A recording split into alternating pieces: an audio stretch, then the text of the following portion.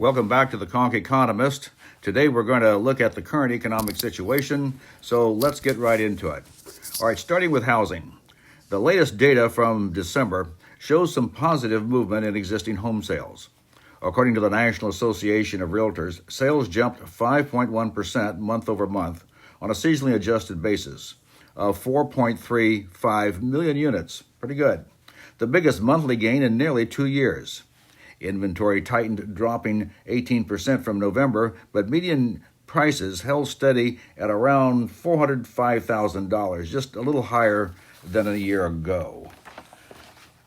But overall, 2025 was one of the slowest years for home sales in decades. New home sales are holding stronger, with the latest read at about 737,000 on an annualized basis.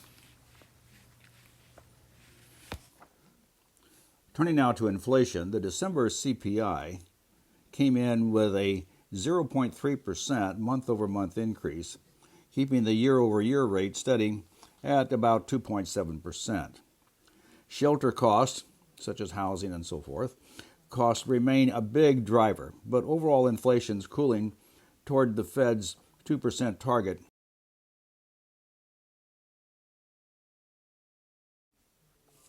So-called core inflation, which strips out food and energy, is running at about a 2.6% level, pretty close to the Fed's 2% target, but it's still sticky in services, and we still have a long way to go before we get to that 2% goal.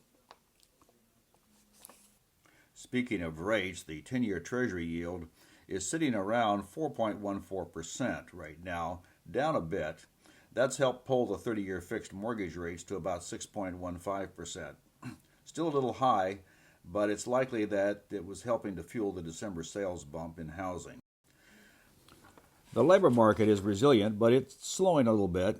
December payrolls added only 50,000 jobs, lower than expected, and the unemployment rate did edge down to 4.4%.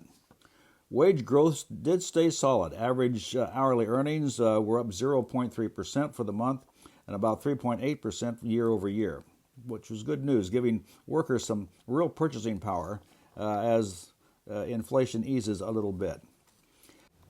Consumer credit rose just 1% year over year, according to the latest data. Obviously, consumers aren't real anxious to borrow on their credit cards. The federal government has no hesitation in borrowing. In the first 3 months of fiscal 2026, the Treasury is already in debt to the tune of $602 billion, a huge amount this early in the fiscal year.